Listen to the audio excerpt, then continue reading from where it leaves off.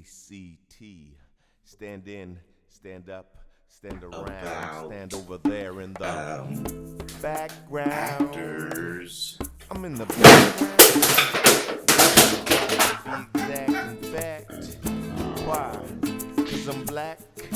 Nah, cause they know I can act, see. So they don't need to see me, see. On AD, ND, CB, PB, TB, FOX. You know I'm the finesse, my finesse, alive and in person on stage like a download rap. Lift the words up off the page, beating them into a frenzied rage. Besides, you can't afford to engage my emotionality on TV or even in a movie. Hello, my name is Summerhill7, and I am the founder of the Poemity Institute, and I want to talk to you today about the hashtag Genius is Common. GENIUS is common, which is a quote from Bruce George. Before I do that, let me introduce myself for those of you who don't know me. My story begins when I was 5 years old, and I was in a grocery store in Albany, New York on an Easter Sunday, and the cashier asked me in front of my mother, "What do you want to be when you grow up, little boy?" And I had a big hat and some platform shoes on. I leaned back and said, "I'm going to be a pimp." And my mother turned bright orange and grabbed my arm and said to the lady, "He's going to be a lawyer." And cut to 22 years later, and I was a lawyer.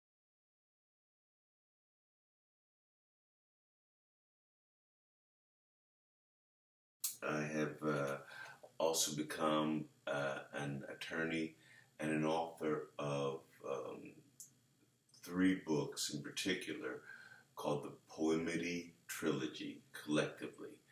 And that has led to the Poemity Project and now the Poemity Institute, which is dedicated to the idea of rhetorical eloquence. And this video is in response to Bruce George's request that each person describe what their genius is. Because we agree at the Poemity Institute that genius is common. And if you look at Malcolm Gladwell's book, Outliers, he actually gives you a formula for developing your genius, and that is 10,000 hours doing a single thing will make you an outlier in that area. For instance, my son at age 6 or 7, we had him tested, and he was in the 99.9 percentile of all kids in his range. And mostly what those intelligence tests test for are language and vocabulary. And the reason he was an outlier in that category is because his father is a person who's committed to rhetorical eloquence. And so that began when he was in the womb. And we've worked on it every day of his life up until today. And so what Bruce George's message is that genius is common, and that really what our effort is to connect our own genius with other people and thereby raise the vibration of the planet. So since we haven't yet met, I can't talk to you about what your genius is. You'll have to discover it, and hopefully in my sharing what my genius is, it'll inspire you to think about what your genius is, and then in turn you will make a video about Genius is Common and share it with someone, and so on and so forth. And so what is my genius? It's poemity. I've already stated it. Poemity. Well, what's poemity? You could certainly Google it and look it up.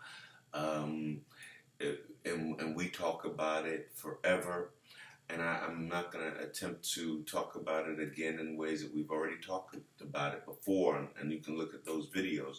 I want to talk about it very specifically today as rhetorical eloquence, and I want to even get more specific and talk about the three tent poles of poemity as it came to us in our journey, and that is actor, attorney, author. Okay?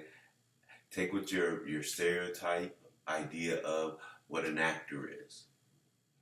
Combine that with whatever your stereotype idea of an attorney is, and combine that with whatever your stereotype of an author is, and that's what the message of Squircular is, to show you the journey of someone that has trod all three of those paths. Now, I only know personally of two other people who are trained to be attorneys,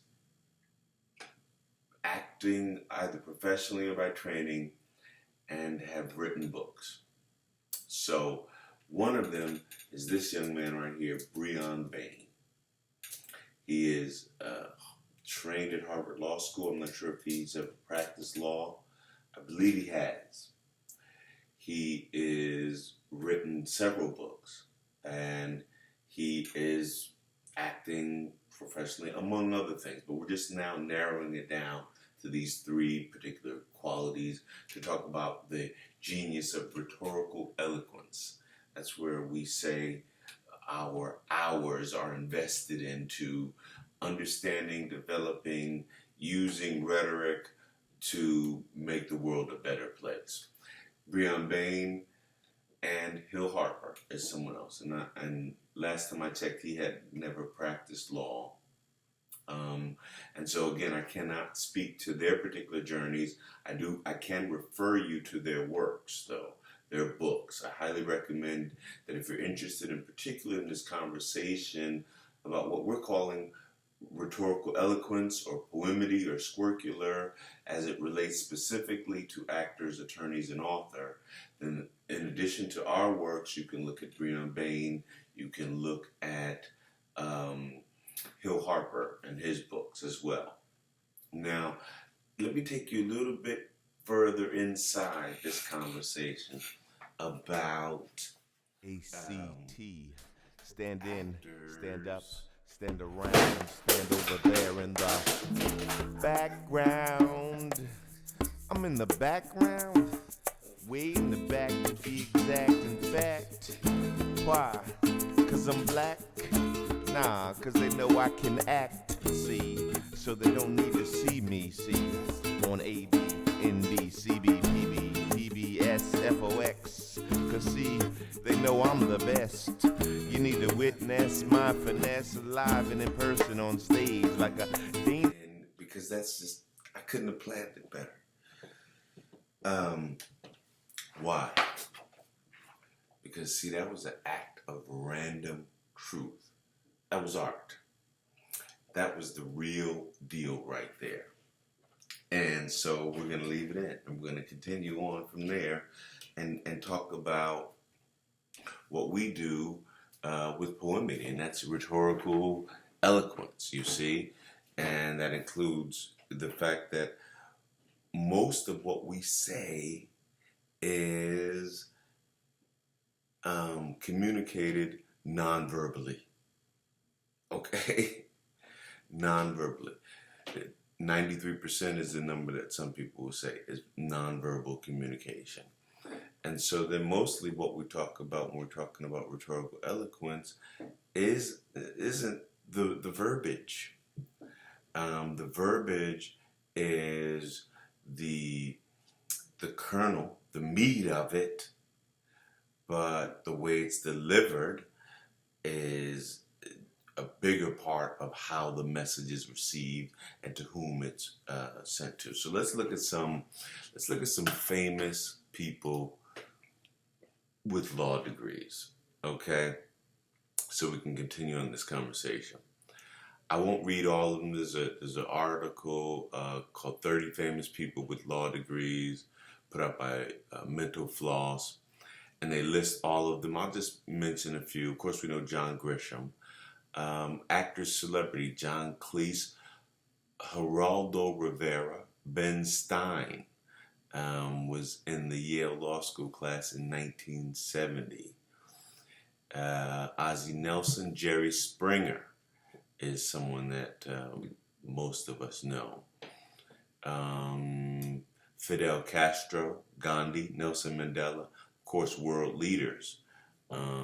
President Obama, of course. Here was one that surprised me. Matisse, the painter, the French painter, was trained as an attorney. I don't believe he ever practiced. David Stern, the commissioner of the NBA. I know Ruben Blades is trained as an attorney. This list does not include the single person who inspired my journey, and that's Paul Robeson. I discovered Paul Robeson not from school, not even from college, really. It was when I was considering joining a fraternity. And I started looking at, well, who are the people that have been in your fraternity, and what is the legacy of your fraternity represent? And I came across Paul Robeson quite by accident. Someone said, hey, well, Paul Robeson's in this fraternity. And I was like, okay, well, who's Paul Robeson, and why do I care?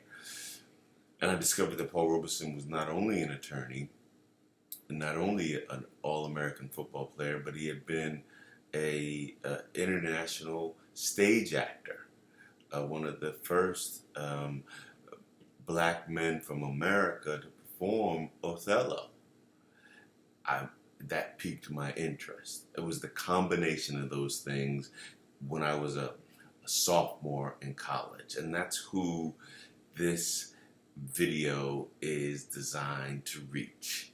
Genius is common. That's who this is targeted towards. It's not targeted towards people my age. People my age either accept the idea that they have a genius and they're pursuing it and they don't care about what other people say about their genius, or they don't. They think that genius is rare and that they'll never attain it. Young people want to understand that what Bruce George's movement is about is that